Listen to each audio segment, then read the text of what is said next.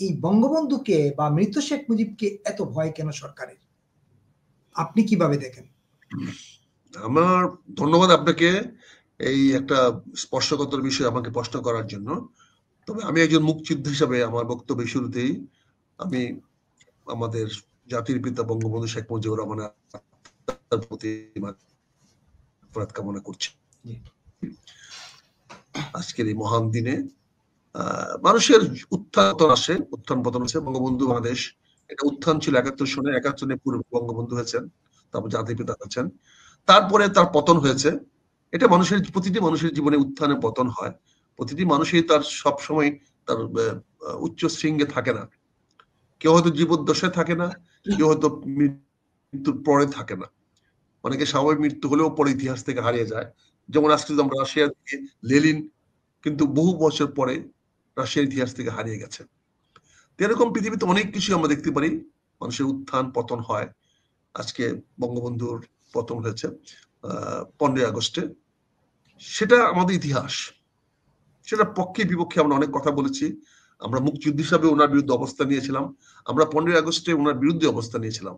একজন মুক্তিযুদ্ধ হিসাবে, তৎকালীন সামরিক বাহিনীর অফিসার হিসেবে আমরা কিন্তু ৭৫ সনের বঙ্গবন্ধু শেখ মুজিবুর রহমানের বিরুদ্ধে অবস্থান নিয়েছিলাম বলেই বাংলাদেশের রাজনীতিতে একটা পরিবর্তন হয়েছিল। এবং আপনি জানেন যে শহীদ রাষ্ট্রপতি জিয়াউর রহমানের নেতৃত্বে পরবর্তীতে বহুদলীয় রাজনীতি বাংলাদেশে কায়েম হয়েছিল। কিন্তু আজকে যে আপনি বলছেন সরকারের ভয় কেন, আমার মনে হয় এই সরকারটা এখন বিভিন্ন ভাগে বিভক্ত হয়ে গেছে, একক কোনো সরকার নাই। ডক্টর ইউনূস সাহেবের যে সরকারটা, সেই সরকারটা এখন অনেকটা ছোট হয়ে গেছে। কারণ আপনি জানেন ডক্টর ইউনূস সাহেব ইতিমধ্যে ঘোষণা দিয়েছেন যে আগামী ফেব্রুয়ারি মাসে রোজার আগে একটি নির্বাচনের আহ্বান জানিয়েছেন এবং নির্বাচন দিবেন। কিন্তু তাই নয়, উনি সম্প্রতি মালয়েশিয়া সফরে গিয়ে উনি বলেছেন যে রোজার আগে অবশ্যই নির্বাচন হবে এবং তিনি একটি নির্বাচিত সরকারের কাছে ক্ষমতা হস্তান্তর করবেন। সুস্পষ্ট দিকে আশা জাগিয়েছে, আশা জাগানিয়া সৃষ্টি হয়েছে। এখানে আমার মনে হয় সরকারের মধ্যে ডক্টর ইউনূস একগরে হয়ে যাচ্ছে। ইতিমধ্যে আপনারা শুনেছেন যে ৮ জন উপদেষ্টা সম্বন্ধে অভিযোগ আনা হয়েছে যে তারা বিভিন্ন দুর্নীতির সঙ্গে জড়িয়ে গেছে। হঠাৎ করে ৮ জনের নাম কেন আসলো? আমরা যেটা প্রান্তরে জানতে পারলাম যে ভিতরে অনেক উপদেষ্টারা এই নির্বাচনের কার্যক্রমের সঙ্গে একমত নন। তারা চাচ্ছিলেন ডক্টর ইউনূস সাহেবের কাঁধে বন্দুক রেখে আরো কিছুদিন ক্ষমতার স্বাদ ভোগ করার জন্য। ফলে তারা সবসময় জুজুর ভয় দেখায়। তারা এখন শেখ হাসিনা পরাজিত হওয়ার পরে, শেখ হাসিনা করার পরে তারা শেখ হাসিনাকে না পেয়ে এখন এই ৩২ নম্বর ভেঙে তারা হিরোইজম দেখার চেষ্টা করেছেন, তারা মহানায়ক হওয়ার চেষ্টা করেছেন। কিন্তু দুর্ভাগ্য করে দেখেন আজকে যত বেশি আঘাত করা হচ্ছে বঙ্গবন্ধুকে, ততই বেশি বঙ্গবন্ধু আরো শক্তিশালী হয়ে উঠছেন। কেউ বুঝতে পারছেন না। আপনি বঙ্গবন্ধুকে তো আপনি এই জনগণের মন থেকে নিশ্চিহ্ন করতে পারবেন না। ওই পুরনো প্রজন্মকে তো পারবেনই না। নতুন প্রজন্মও তো বাংলাদেশকে গর্ব করতে গেলে বঙ্গবন্ধুর নাম আসবে, শহীদ রাষ্ট্রপতি জিয়াউর রহমানের নাম আসবে, মৌলানা ভাসানীর নাম আসবে। এই নামগুলো তো মুছবেন কি করে? বাংলাদেশের সঙ্গে এদের নামগুলো আসবে। মনি সিংয়ের নাম আসবে, কমিউনিস্ট নেতা মনি সিংয়ের নাম আসবে, মুজাফফর আহমদ সাহেবের নাম আসবে। এখানে যে যত কিছু বলুক, এখানে আমাদের বিভিন্ন রাজনৈতিক তৎকালীন যে বড় বড় নেতারা ছিলেন তাদের নাম ঘুরে ফিরে আসবে। এই দেশের ছাত্র আন্দোলনের যে প্রধান পুরুষ তোফায়েল আহমেদ বলেন বা আসম রব বলেন, নূর আলম খান বলেন, আব্দুল কুদ্দুস মাখন বলেন, তাদের নাম আসবে। কারণ তারা সেদিন 69 ছাত্র আন্দোলনে নেতৃত্ব দিয়ে তৎকালীন পাকিস্তান বা তথা বাংলাদেশ সৃষ্টির পিছনে তারা ভীষণ অবদান রেখে গেছেন। এগুলো আপনি অস্বীকার করবেন কি করে? আর এগুলো অস্বীকার করতে গেলেই আপনার রাজনৈতিক অবস্থান তো স্পষ্ট হয়ে যায়। আপনি যদি আজকে বাংলাদেশ না মানেন, আজকে যদি আপনি বাংলাদেশের পতাকা না মানেন, আজকে যদি আপনি বাংলাদেশের স্বাধীনতা না মানেন, বাংলাদেশের সার্বভৌমত্ব না মানেন, বাংলাদেশের সংবিধান না মানেন, আজকে বঙ্গবন্ধু শেখ মুজিবকে না মানেন, তাহলে আপনি তো আপনার অবস্থানে তো বাংলাদেশের বিপক্ষে দাঁড়িয়ে যাচ্ছে, স্বাধীনতার বিপক্ষে দাঁড়িয়ে যাচ্ছে। এটা তো আপনি আগামী প্রজন্মের কাছে কি করে সান্ত্বনা দিবেন?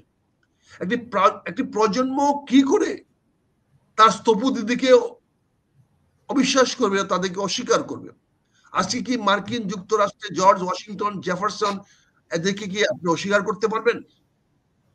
ওয়াশিংটন জেফারসনের মধ্যে বিরোধ হয়েছে, পরবর্তী বিরোধ হয়েছে, কিন্তু মার্কিনীরা কি কোনোদিন অস্বীকার করতে পারবে তাদের অবদান? আজকে বিজেপি যত কিছুই বলুক, জওহরলাল নেহরুকে অস্বীকার করতে পারবে? তারা জওহরলাল নেহরু কংগ্রেসের পার্টির বিরুদ্ধে, কিন্তু তারা কি জওহরলাল নেহরুকে বা এমনকি আসে তারা কঠোর বিজেপির লোকেরাও তো গান্ধীকে অস্বীকার করতে পারবে না। মহাত্মা গান্ধীকে তারা মহাত্মা গান্ধী বলতে হবে, সেখানে তারা অস্বীকার করতে পারবে না। আজকে পাকিস্তানিরা মুসলিম লীগকে ক্ষমতাচ্যুত করেছে, মুসলিম লীগকে বারবার ক্ষমতা থেকে দূর করে দিয়েছে, এমনকি ইমরানের পার্টি আসছে, ভুট্টোর পার্টি আসছে ক্ষমতায়, কিন্তু তারা কি মোহাম্মদ আলী জিন্নাহ, কায়েদে আজমকে অস্বীকার করতে পারেছে? লিয়াকত আলী খানকে অস্বীকার করতে পারেছে? তারা কি পারতেছে? এটা সম্ভব না। ইতিহাসের চাকা ঘোরানো যায় না। ইতিহাসকে অস্বীকার করতে গেলে নিজেরাই অস্বীকার হয়ে যেতে হয়। ইতিহাসকে যারা বাস্তবতার দিকে দেখে না, ইতিহাস অস্বীকার করার চেষ্টা করে, সময় হারিয়ে যায়। আজকে ডক্টর ইউনূসকে দিয়ে একটা কথা বলানো হয়েছিল যে আমরা রিসেট বাটন রিসেট করে দিয়েছি। ডক্টর ইউনূস সাহেব কথাটা বলার পরে কিন্তু আর জীবন রিপিট করেন নাই, উনি কিন্তু এই বক্তব্যটা রিপিট করেন নাই। ডক্টর ইউনূসকে আমরা অনেকভাবে হয়তো আমরা তাকে ভুল বুঝেছি, তার প্রতি আমাদের প্রত্যাশা যা ছিল আমরা অনেক সময় করি সেই প্রত্যাশা পূরণ করতে পারবেন না। কিন্তু গত 5ই আগস্ট উনি যখন ঘোষণা দিলেন, 28টি দফা দিলেন জুলাই ঘোষণা হিসাবে, এবং একই দিন রাত্রিবেলা উনি যখন জাতির উদ্দেশ্যে ভাষণ দিয়ে বললেন যে আমি যথাশীঘ্র একটা নির্বাচনের তারিখ ঘোষণা করব এবং আমি নির্বাচনের তারিখ জানিয়ে দেব। এবং ঠিক 24 ঘন্টার মধ্যে পরের দিন 6 আগস্ট উনি একটা চিঠি দিয়ে নির্বাচন কমিশনকে স্পষ্ট করে বলে দিলেন যে আগামী রোজা 2026 সনে রোজার আগে আপনি একটা নির্বাচনের ব্যবস্থা করেন, এবং সেটা যেন যে কোনো অবস্থাতে রোজার আগে হয়, অর্থাৎ 14-15 বা 15 জুলাই যদি ফেব্রুয়ারি নির্বাচন রোজা হয় বা 16 হয় তার আগে। এই জন্য আমরা অনেকেই ভাবতেছি হয়তো আগামী 12 ফেব্রুয়ারি বা এর আশেপাশে কোনোদিন হয়তো নির্বাচনের তারিখ ঘোষণা করা হবে, এবং সারা জাতি আজকে নির্বাচনের জন্য প্রস্তুতি নিচ্ছে এবং সবাই একটা সুন্দর গণতান্ত্রিক পরিবর্তনের দিকে এগিয়ে যাচ্ছে। কিন্তু হঠাৎ করে দেখলাম গতকালকে এই সরকারের তথ্য সচিব সরকারে কেউ না, তথ্য সচিব হলেন, সরি আমি একটু পরিষ্কার করে বলি, প্রধান উপদেষ্টার তথ্য সচিব বা প্রধান উপদেষ্টার প্রেস সচিব একটা চাকরি, কমপ্লিটলি একটা চাকরি, এবং ওনার ব্যক্তিগত স্টাফ প্রেস সেক্রেটারি, তথ্য সচিব press secretary, absolute staff. He is nobody, সে গভর্নমেন্টের কিচ্ছু না, সে সরকারের কোনো অংশ না। সরকার মানে তার কামলা কুমলা না। প্রধান উপদেষ্টার বাসায় ওই অনেক ওয়েটার আছে, ম্যাস ওয়েটার আছে যারা ওনাকে চা পান খাওয়ায়, তাহলে ওরা কি সরকার? ওনার বাড়িতে ভিতরে বুয়া আছে যারা রান্না বান্না করে দেয় ওনাকে, তাহলে সেও কি সরকার? তো এই প্রেস সচিব এরকম একটি ওনার কর্মচারী, ওনার একজন ব্যক্তিগত কর্মচারী, সে বিভিন্ন রাষ্ট্র ব্যাপারে বিভিন্ন বয়ান দেয়, এটাই সমস্যা সৃষ্টি করছে। সে হঠাৎ করে কথা নাই বার্তা নাই বলছে 15 আগস্টের দিন কেউ ঘুরতে বেরোতে পারবে না। আরে বেটা, তোমার বাবার দেশ এটা, কে ঘুরতে বেরোবে না করবে, কে কাকে মানবে, কে কাকে? আরে ভাই, এটা যে কোনো মানুষের মৃত্যু দিনে মিলাদ পড়ানোর ইসলামিক জায়েজ। শেখ মুজিব তোমার বাপ হইতে না পারে, কিন্তু আরেকজনের তো বাপ, আমার মতো বহুত লোকের তো বাপ মনে করে তাকে, তার অধিকার তুমি হরণ করে ফেলবা। তুমি একটা যদি প্রধান উপদেষ্টা সাহেব বলতেন আমরা এটা প্রতিবাদ করতে পারতাম, কিন্তু ওনার একটা কর্মচারী, প্রেস সেক্রেটারি কর্মচারী, আমি তো বললাম যে ওই ওনার অফিসে অনেক কর্মচারী আছে, তার চা খাওয়ায় কি কর্মচারী না? প্রধান উপদেষ্টার কর্মচারী না? বলেন, তাহলে সে কি আমি সরকার? তাহলে এই কথাটা বলে একটা বিভ্রান্ত ছড়িয়ে দিয়েছে। আর আপনি যেটা বলেন যে বিএনপির লোকেরা গেছে, আমি অত্যন্ত বিনয়ের সঙ্গে এবং দৃঢ়তার সঙ্গে বলতে চাই, বিএনপির কোনো লোক যায় নাই। আমাদের দেশে কিছু লোক আছে, এটি আপনি প্রমাণ করলেন যে ছাত্র শিবিরের একটা ছেলেকেও আঘাত করেছে। তার মানে কি হচ্ছে? ছাত্র শিবিরের ছেলেটাকে ছাত্র শিবিরের লোককে চিনি, আমরা চিনি না। বিএনপি কোনো লোক ছাত্র শিবিরের লোককে চেনার কথা না, কারণ তারা ইন ডিসগাইজ থাকে, গোপনে থাকে। এখানে বিএনপির নাম ভাঙাইয়া কোনো একটি স্বাধীনতা বিরোধী চক্র, মুক্তিযুদ্ধ বিরোধী চক্র, বঙ্গবন্ধু বিরোধী চক্র এই বিএনপির নাম ভাঙ্গাই কাজটি করতেছে। আমি দ্ব্যর্থহীন ভাষায় বলছি, স্পষ্ট করে বলছি, 32 নম্বরে আশেপাশে বিএনপির কোন নেতা কর্মী যায় নাই। এটা তারেক রহমানকে হেয় করার জন্য, বিএনপি নেতৃবৃন্দকে হেয় করার জন্য একটি স্বাধীনতা বিরোধী চক্র এই কাজটা করেছে, এবং তারই প্রমাণ হিসেবে তারা রেখে দিয়েছে যে ছাত্র শিবিরের একজন নেতার গায়ে হাত তুলেছে, যেটা আপনি আপনার তথ্যে প্রকাশ করলেন, আমি জানি না। তার মানে কি? আমি বিভিন্ন জায়গায় প্রচারিত এই জায়গাতে বললাম আর কি। তাহলে ওরা যদি বিএনপির লোক হইতো, তাহলে তারা তো ছাত্রলীগকে আঘাত করতো। শিবির তো আপন ভাই আমাদের, শিবির তো আমাদের লোক, আপন লোক। আমরা একসঙ্গে গত 15 বছর ধরে এই সরকার বিরোধী, এই হাসিনা বিরোধী আন্দোলন করে আসতেছি, আমরা কেন তাকে আঘাত করব? আর আমাদের মধ্যে তো শিবিরের প্রচুর লোক ঢুকেছে, জামাতের এখনো অনেক লোক আমাদের সঙ্গে আছে, আমাদের দলে আছে, আমরা তাদেরকে চিনি, ব্যক্তিগত তাদেরকে চিনি, তারা আছে। কারণ তাদের তৎকালীন সময় তাদের জীবন বাঁচানোর জন্য আমাদের কাছে তাদের থাকা প্রয়োজন ছিল, তারা ছিল। এখন যারা গিয়েছে, আপনি যাদেরকে বলতেছেন 32 নম্বরে গিয়ে যারা মানুষকে হয়রানি করার চেষ্টা করছে, তারা কেউই বিএনপির লোক না। এমনকি যদি কোনো পদধারী লোক হয়ে থাকে, তাও আমি বলবো সে বিএনপির লোক না, সে হলো ওই যে ঘপটে মেরে থাকা বিএনপিতে ওই লোক। এবং তারেক রহমান সাহেবকে বেকায়দা ফেলানোর জন্য, বিএনপির নেতৃত্বকে বেকায়দা ফেলানোর জন্য ওরা 32 নম্বরে গেছে। আমাদের প্রতিপক্ষ শেখ হাসিনা, বঙ্গবন্ধুকে নিয়ে আমাদের সমস্যা না। বঙ্গবন্ধুর মৃত্যুর পরে বিএনপি জন্ম হয় নাই, বিএনপির জন্ম হয়েছে খন্দকার মুস্তাককে বিতাড়িত করার পরে। বিএনপি ক্ষমতায় আসছে 7ই নভেম্বর বিপ্লবের মাধ্যমে। 15 আগস্টের সঙ্গে বিএনপির কোন সম্পর্ক নাই।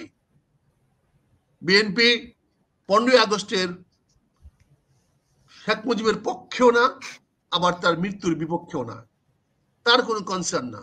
7ই নভেম্বরে যখন ভারত খালেদ মুশাররফের নেতৃত্বে কু করে বাংলাদেশকে ভারতের পক্ষে নিয়ে যাওয়ার চেষ্টা করা হয়েছিল, তখন সিপাহী বিপ্লবের উত্থানের মাধ্যমে শহীদ রাষ্ট্রপতি জিয়াউর রহমানের অবস্থান হয়েছে। এখানে বিএনপি বঙ্গবন্ধুর বিপক্ষে নয়। পরবর্তীতে যখন আওয়ামী লীগকে পুনর্বাসিত করা হলো, এই জিয়াউর রহমান সাহেব পুনর্বাসিত করে গেলেন, উনি আওয়ামী লীগকে ক্ষমতায় নিয়ে আসেন। উনি বাকশাল বাতিল করে দিয়ে উনি বহুদলীয় শাসন ব্যবস্থা কায়েম করলেন, যেখানে আওয়ামী লীগকে আবার পুনরুজ্জীবিত করা হলো। পরবর্তীতে আওয়ামী লীগ বিএনপির বিপক্ষে দাঁড়িয়ে গেছে, বিএনপির প্রতিপক্ষ হয়ে দাঁড়িয়েছে। কাজে আমাদের সংঘাতটা আওয়ামী লীগের সঙ্গে, বিএনপির সংঘাত আওয়ামী লীগের সঙ্গে, শেখ হাসিনার বিরুদ্ধে, শেখ হাসিনার অনুগতদের বিরুদ্ধে, কোনো অবস্থাতেই বঙ্গবন্ধুর বিরুদ্ধে নয়। এবং আমি মনে করি বিএনপির কোন সংঘাত বিএনপির বঙ্গবন্ধুর বিরুদ্ধে হতে পারে না। এটা তারেক রহমান সাহেব বলবেন না, দেশমাতা খালেদা জিয়াও বলবেন না। কাজে আপনি যেটা বলছেন এখানে এই খবরটা বিভ্রান্তিমূলক, এবং এটা অপপ্রচার চালানো হচ্ছে, এবং বিএনপির নাম দিয়ে স্বাধীনতা বিরোধীরা এই কাজটা করতেছে। কারণ ওরা ওই নাম দিয়ে জামাত বা ছাত্র শিবির বা এরা ওদের নাম দিয়ে বঙ্গবন্ধুর বিরুদ্ধে কোনো কথা বলার সাহস এখনো বাংলাদেশে রাখে না। এখনো তারা স্পষ্টভাবে কথা বলতে পারে। এনসিবি ছেড়ে দিতে বলাবে, এনসিবির ছেলে দেখে দেখেন কি বিপদে ফেলা দিয়েছিল এই ইয়াতে টুঙ্গিপাড়া নিয়ে, গোপালগঞ্জ বক্তব্য দিতে গিয়া কি বিপদে ফেলা দিয়েছিল। আজ পর্যন্ত জামাত কিন্তু এই ধরনের কোনো বক্তব্য দেয় নাই। জামাত কিন্তু এখন পর্যন্ত বঙ্গবন্ধুর বিরুদ্ধে কোনো বক্তব্য দেয় নাই, এবং আমার দৃঢ় বিশ্বাস তারা দিবেও না। তারা হয়তো আমাদের দিয়ে দেওয়া হবে, বিএনপিকে দেওয়া হবে। এটা বিএনপি যত তাড়াতাড়ি বুঝবে তাদের উদ্দেশ্যটা কি, কেন বিএনপিকে দিয়ে এই কাজগুলো করানো হচ্ছে, যে সমস্ত নেতাদেরকে দিয়ে বলা হচ্ছে তারা কতটুকু বিএনপির, এটা যখন বিএনপির লোকের অনুধাবন করবে তখনই বিএনপির জন্য মঙ্গল হবে। এটা আমার ব্যক্তিগত ধারণা। একেবারে। তাহলে আপনি বিএনপির প্রসঙ্গ পার্টটা রেখে যদি আমরা বলি, সরকার কেন ভয় পাচ্ছে তাহলে বঙ্গবন্ধুকে? আমি তো আবার বলি, সরকার তো ভয় পাচ্ছে না, সরকারের চাকর বাকর, সরকারের চাকর বাকর। আমি তো আপনাকে কেমন বুঝালাম? সরকার কোন উপদেষ্টা বা সরকার কি একটি কথা বলছে বঙ্গবন্ধুর বিরুদ্ধে? একটি কথা কেউ স্বরাষ্ট্রমন্ত্রী বলেছে? বলেন। কিন্তু বলেছে চাকর বাকরেরা, বলেছে শফিকুল আলম। শফিকুল আলম তো সরকারি কেউ না। আপনি সরকারকে কেন বলছেন? সরকার তো কোনো অবস্থায় বঙ্গবন্ধুর বিরুদ্ধে কোনো বক্তব্য অন্তপক্ষে এই গত কয়দিনে দেয় নাই। উনি বাটন রিসেট করতে গিয়ে, পুরো মুক্তিযুদ্ধ ঘোষণা করতে গিয়ে উনি সেখান থেকে ফিরে আসছেন। ডক্টর ইউনূস সাহেব তো একবার কথা বলেন নাই। কাজে আপনি কেন সরকারকে দায়ী করবেন? সরকারের তো কিছু নাই। এটা শফিকুল আলম বক্তব্যটা দিয়েছে গতকালকে, প্রেস রিলিজ দিয়েছে, সংবাদ বলেছে আপনারা সেই সংবাদ প্রেমীরা, আপনারা সাংবাদিকরা সেটা প্রচার করেছেন। তারা আপনাদের কাছে শফিকুল আলম তো অনেক বড় মানে মানে পূজনীয় ব্যক্তি, আপনাদের গুরু, কারণ তার কথা এখন আপনাদের চাকরি হয়, আপনাদের বাকরি হয়, আপনারা কোন পেপারে থাকবেন, কোথায় থাকবেন না, সবকিছু নির্ভর করে কোন পত্রিকা কোন নিউজ ছাপাবে, কোন নিউজ দিবে। সবাই তো এখন ডক্টর ইউনূসকে তারা কেউ চেনে না। এই সংবাদ মহল আজকের মেইন স্ট্রিম মেইন লাইন তারা ডক্টর ইউনূসকে চেনে না, তারা চিনে শফিকুল আলমকে। Shafiqul Alam vested interest group, সে তার অস্তিত্বের কারণে সে এখানে একটা বঙ্গবন্ধু বিরোধী ফোবিয়া তৈরি করে সে ফায়দা লুটার চেষ্টা করছে। আমি পরিষ্কার বলছি, সরকার অবশ্যই বঙ্গবন্ধু বিপক্ষে যাচ্ছে না, ভয় পাচ্ছে না, ভয় পাচ্ছে তার ভিতরের এই চাকর বাকরেরা, যারা এই ফোবিয়া তুলে তাদের অবস্থানটাকে তারা আরো নিজেদেরকে নিরাপদ রাখতে চায় বা তারা তাদের চাকরিটা টিকায় রাখতে চায়। তারা মনে করে এই কথাটা বললে সরকারের ভিতরে তাদের গুরুত্ব বাড়বে, একটা মহল তাদেরকে বাহবা দিবে, শাবাশি দিবে। সেই মহলটা হয়তো এখন হালুয়া রুটিতে বকরা দিতে পারে। এখন যে প্রশাসন আছে, এই প্রশাসন কি? এই প্রশাসন উঠতে বইতে এখন আওয়ামী লীগ গালি দিতে হবে, না হলে এই প্রশাসনের চাকরি থাকবে না। একসময় এই প্রশাসন, এই পুলিশ বলেন, এই সিভিল প্রশাসন বলেন, তারা উঠতে বইতে বঙ্গবন্ধুর গান গাইতে হইতো, বঙ্গবন্ধুকে জপ্ত হইতো এবং আওয়ামী লীগের স্তুতি গাইতে হইতো। এখন এরাই তাদের চাকরি বাঁচিয়ে রাখার জন্য, তাদের অস্তিত্ব বাঁচিয়ে রাখার জন্য, তাদের পোস্টিং বাঁচিয়ে রাখার জন্য, ডিসিএস থাকার জন্য, তারা বিভিন্ন পুলিশের দায়িত্ব থাকার জন্য, ঢাকা মেট্রোপলিটন পুলিশের প্রধান থাকার জন্য, আইজিপি থাকার জন্য, তারা এখন উঠতে বইতে সারাদিন শুধু আওয়ামী লীগের বিরোধিতা করে, হাসিনার বিরোধিতা করে, আর বঙ্গবন্ধুর বিরোধিতাও একই অংশ হিসাবে করে, শুধু তাদের চাকরিটা বাঁচিয়ে রাখার জন্য। এটার ব্যাপারে আমার মনে হয় না, আপনি বলছিলেন যে প্রধান উপদেষ্টার কর্মচারী এটা সরকারের কেউ না, প্রেস সেক্রেটারিকে, কিন্তু প্রধান উপদেষ্টার দপ্তর বা প্রধান উপদেষ্টা তো তার এই বক্তব্যের কোনো জানান নাই যে না এই বক্তব্য আমাদের না। যেমন ধরেন আপনি আগে বলছিলেন যে 8 জন উপদেষ্টার দুর্নীতির খবর বিএনপির চেয়ারপারসনের সচিব পিএস বলছিলেন, আব্দুস সাত্তার সাবেক সচিব, তিনি বলছিলেন যে 8 জন উপদেষ্টার দুর্নীতির খবর তথ্য প্রমাণ তার কাছে আছে। পরদিনই বিএনপি স্টেটমেন্ট দিছে এই বক্তব্য আমাদের না, এই বক্তব্য ওনার ব্যক্তিগত। এইরকম সরকারের তরফ থেকে তো এই বক্তব্য আসে নাই যে এই বক্তব্য শফিকুলের সাহেবের বা প্রেস সচিবের, এটা সরকারের বক্তব্য না। এখন কোথার সঙ্গে কি ধান বানতে ঘি? আপনি এখন প্রশ্ন হয়েছে যে এখানে ডক্টর ইউনূস সরকার তো একঘরে হয়ে গেছে, প্রথম শুরুটাই করছিল এইভাবে। ফার্স্ট স্টার্টিং ডে ছিল যে উনি একঘরে হয়ে গেছেন, ওনার সঙ্গে এখন আর ওনার সাঙ্গপাঙ্গরা নাই। উনি এখন অনেকটা বন্দি অবস্থায় চলে গেছেন। সেনাবাহিনী ওনার সঙ্গে নাই, পুলিশ বাহিনী ওনার সঙ্গে নাই, এনসিপি নাই, এনসিপি ছেড়ে দেখে এখন ধ্বংস করে দিয়েছেন। শফিকুল আলম তার সঙ্গে নাই, এই 8 জন উপদেষ্টা তার সঙ্গে নাই। কাদের সঙ্গে কার নিয়ে কথা বলবে? তার কথাটা তো প্রচার করবে কে? তাহলে তো সে প্রতিদিন জাতির উদ্দেশ্যে ভাষণ দিতে হবে। আপনি কিন্তু স্পষ্ট করে দিয়ে আসছেন যখন বলছেন, ওনার এই কথাটা বলার কি দরকার ছিল মালয়েশিয়াতে গিয়া যে নির্বাচন যথাসময় হবে এবং উনি নির্বাচিত সরকারের কাছে ক্ষমতা হস্তান্তর করবেন। এই কথাটা কি ক্যাবিনেটের সিদ্ধান্ত হয়েছে? এটা কি ওনার পরিষদে, ওনার উপদেষ্টা পরিষদে বসে আলোচনা হয়েছে, কথা হয়েছে, সিদ্ধান্ত হয়েছে?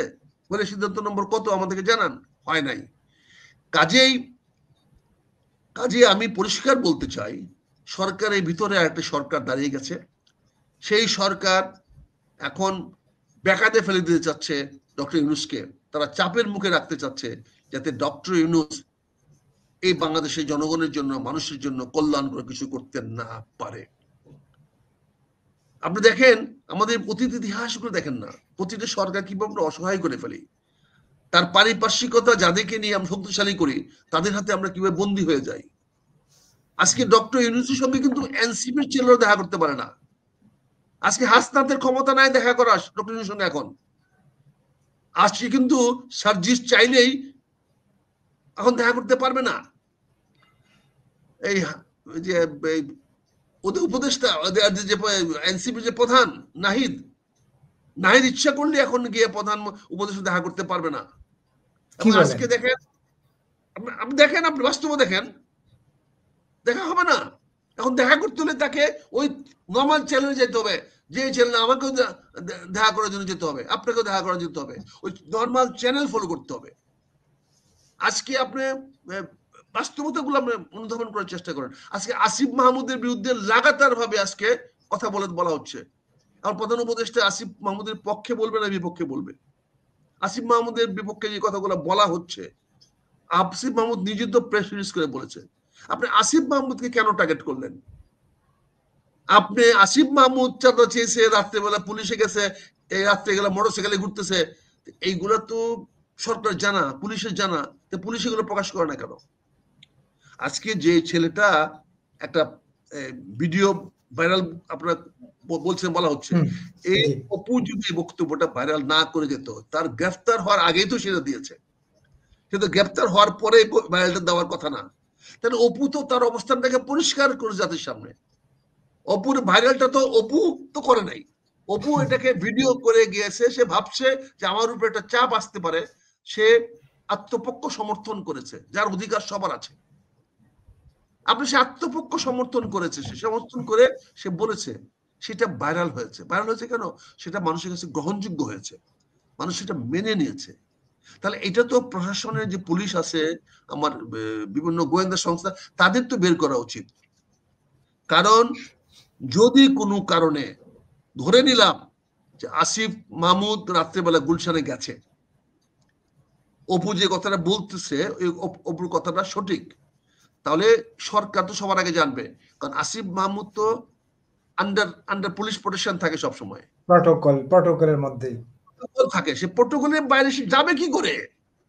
এটা তো প্রকাশ করে দিল হয়। হ্যাঁ, কাজে এইগুলোকে তো লিঙ্ক করে দেওয়া হয়েছে। ওই ছেলেটাও স্মার্টলি জানে আমাকে আমার একটা অ্যালিগেশন আনতে হবে, আমাকে একটা কাউন্টার অ্যালিগেশন দাঁড় করাতে হবে। এটা তো সিম্পল, এটাকে আমরা বলি যে ব্লেম গেম। এটা আমরা অর্জিত করে আসছি যে আমাকে ব্লেম গেমে ফালতেছে কারা? সরকার একটা মহল।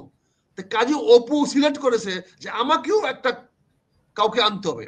সে হয়তো সফট টার্গেট হিসেবে পেয়েছে আসিফ মাহমুদকে, কারণ আসিফ মাহমুদ নিয়ে কথা হচ্ছে, তার বাবাকে নিয়ে কথা হচ্ছে, বিভিন্নভাবে সে কন্ট্রোভার্সি হয়েছে, তার বিভিন্ন জিনিস হয়েছে, এবং আসিফ মাহমুদকে সে সফট টার্গেট পেয়েছে, সেটা সে প্রকাশ করে দিয়েছে। এখন এই ব্যাপারে তো আমরা পুলিশের ভাষ্য দেখতে পারতাম, মেট্রোপলিটন চিফের ভাষ্য দেখতে পারতাম যে না, এই ছবিটা যে সে বলতেছে সঠিক না। আমাদের পুলিশ রেকর্ড বলে আসিফ মাহমুদ সাহেব অর্ডার থেকে অর্ডার পর্যন্ত বা এই দিন ঘরের বাইরে যায় নাই, ম্যাটার এন্ডস, বিষয়টা এখানে শেষ হয়ে যায়। কিন্তু খেলাটা খেলানো হচ্ছে। আমার মনে হয় একটা ছেলে চাঁদাবাজি করছে, ধরলাম অপু সাম্মিদের বাড়িতে চাঁদাবাজি করছে,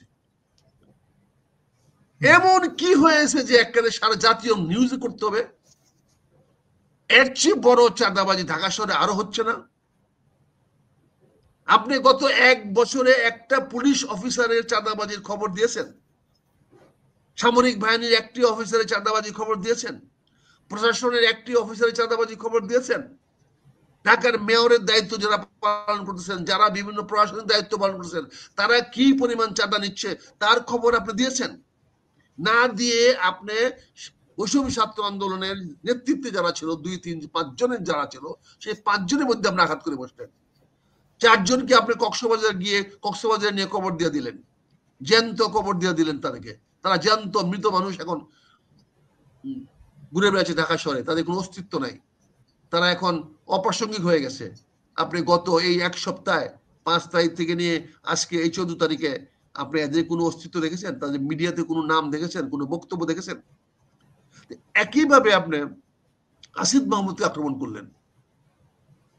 আসিফ মাহমুদ তো আমার গর্বের অংশ, এই বিপ্লবের অংশ। এই বিপ্লবকে যারা ধারণ করেছে, এই বিপ্লবকে যারা বাস্তবায়িত করেছে, তার একটি অন্যতম হিরো, অন্যতম নায়ক হলো আসিফ মাহমুদ। আসিফ মাহমুদ নিজেই আসিফ মাহমুদ হতে পারে আওয়ামী লীগের টার্গেট, আসিফ মাহমুদ হতে পারে আওয়ামী লীগের target, I agree. Awami League বলতে পারে আসিফ মাহমুদ খারাপ, আসিফ মাহমুদ এই, আসিফ মাহমুদ চোর বলতে পারে, বিকজ তার শত্রু। কিন্তু আমি কেন বলবো? আসিফ মাহমুদ যখন নিজে সংবাদ সম্মেলন করে, বলেন যে আমি নীলা মার্কেটে গিয়ে হাঁস খাই ভোর রাত্রে, না হলে আমি ওয়েস্ট ইন্ডিজে খাই, এমন কি কি এমন কি আলাদিনের চেরাগ যে সরকারের একজন উপদেষ্টা ভোর রাত্রে নীলা মার্কেটে গিয়ে হাঁস পার্টি করতে হবে, না হইলে এসে দেখেন, ওয়েস্টিনে খাইতে হবে। এখন তার প্রেক্ষাপটটা তো আমরা চিন্তা করতে হবে। সে তো বলে নাই যে সে তো উপদেষ্টা হিসাবে এখন যে বেতন পায়, জি সে যদি রাতে 2টা-3টা পর্যন্ত সচিবালয়ে কাজ করে, সে তো বলেছে আমি কাজ করি, রাতে 2টা-3টা পর্যন্ত কাজ করি, অনেক সময় ঘরে এসে আমার খাবার থাকে না। তো এটা কিন্তু আপনার এটা দেখতেছেন কেন? তার ঘরে খাবার নাই, এটা দেখতেছেন না কেন? আর সেখানে নীলা মার্কেটে গিয়ে হাঁস খাওয়া তো কোটি কোটি টাকার ব্যাপার না। না, নীলা মার্কেট নীলা পরে তো আবার মার্কেটে গিয়ে, ওয়েস্টিনের কথা বলছেন। না না, নীলা মার্কেটে তো খুব না, নীলা মার্কেট একটা লোক যদি সিম্পল একটা উপদেষ্টা যদি নীলা মার্কেটে তার লোকজন নিয়ে খেতে যায়, এটা তো সিম্পলিসিটির লক্ষণ, এটা তো সরলতার লক্ষণ।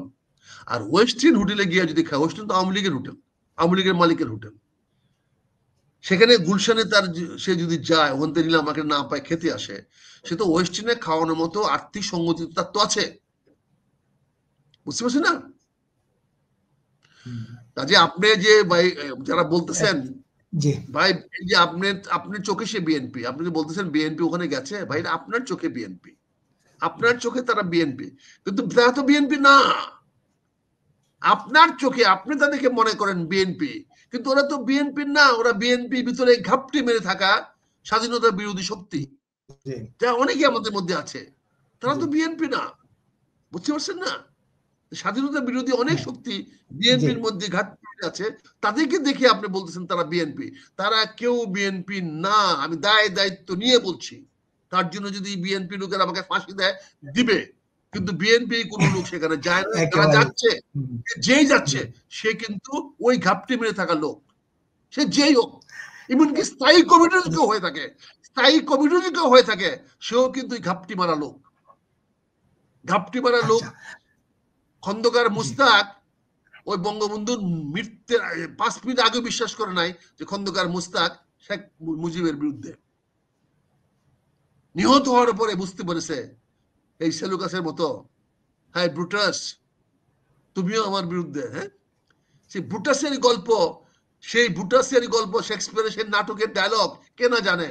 ব্রুটাস মানে কি তার সবচেয়ে বিশ্বস্ত বন্ধু, যখন তাকে সবাই মারতে আসলো, সেই মৃত্যু ওই গ্রুপের মধ্যে যখন ব্রুটাসকে দেখলো, তখন সে জুলিয়াস সিজার বললো, ব্রুটাস তুমিও এখানে, তুমিও মারতে আসলে আমাকে। কাজে দলের মধ্যে যে কারা ব্রুটাস, কারা যে মুস্তাক, এটা বুঝতে আমাদের অনেক সময় লাগে, অনেক সময় লাগে। একেবারে আজকে আমার নেতা তারেক রহমান সাহেব কাদের ভুলের কারণে উনাকে আজকে দেশান্তরে থাকতে হয়েছে, উনি জেনেছেন, জানেন, এখন পরিষ্কার জানেন। কাজে ব্রুটাসদের অভাব কোনোদিন বাংলা তো হয় না, এবং যত বড় বড় নেতারা হয় হোক, ভাই নেতারা প্রতিবাদ করবে, প্রতিবাদ করতে গেলে তো দলের মধ্যে কোন দল সৃষ্টি হবে, প্রতিবাদ করলে তো ওই নেতাটাকে আপনার টার্গেট করবেন। সবাই তো মেজর আক্তার না রে ভাই, রফিক ইসলাম ভুইয়া, সবাই তো মেজর আক্তার না, যে নিজের অস্তিত্ব চিন্তা করে না, যেটা তার চোখে ধরা পড়ে সেটা সে পরিষ্কার করে সবার সামনে বলে। আমরা জানি তো আপনারা কারা, বিএনপি তো আমরা 40 বছর ধরে বিএনপি করি, এই বিএনপির জন্মদিন থেকে আমরা, বুঝছেন না, লোকটা টুকায় এনে বিএনপি করাইছি। যারা বিএনপি করেন তারা তো বিভিন্ন দলের লোক ছিলেন, যারা আজকে বড় নেতারা, টুকায় এনে তো বিএনপিতে ঢুকাইছি। আমরা তো জানি আমরা বিএনপি বহিষ্কৃত থাকবো, তাতে কোনো আসে যায় না। একেবারে বিএনপির নাম একেবারে। আমি একটা প্রশ্ন করি, যে কথাটা বলছেন আমি শেষ করি। কাজেই যারা আজকে এই বঙ্গবন্ধুর বা 15 আগস্টের জন্য বিদেশি সঞ্চয় করছে, তারা কিন্তু এই সরকারের বন্ধু নয়, তারা দেশটাকে একটা বিপদ দিকে নিয়ে যাচ্ছে। আজকে 32 নম্বরকে ভেঙে এই সরকার তো কোনো ইতিবাচক কিছু অর্জন করতে পারে নাই, বরঞ্চ মানুষের কাছে বিতর্কিত হয়েছে, তাদের অবস্থানটাকে দুর্বল হয়েছে।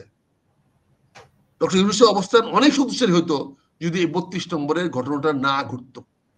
এই দায়িত্ব তো ওনার উপরে পড়েছে, আগামীতে ওনাকে তো জবাব দিতে হবে একদিন না একদিন, এই 32 নম্বর কেন ভাঙ্গা হলো। এই দিন তো দিন না রে ভাই, আজকের দিনটাই তো দিন না। এই যে আমরা কথা বলতে বলতে এই 14 আগস্ট চলে যাচ্ছে, 2025 সনের 14 আগস্ট আর জীবনে ফিরে আসবে না,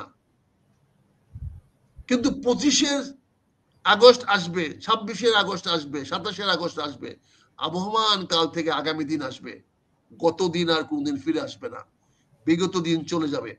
কাজে ইতিহাসকে অস্বীকার করার চেষ্টা করবেন না, ইতিহাসকে যারা মানে নাই তারা ইতিহাসের আস্থা করে পতিত হয়েছে।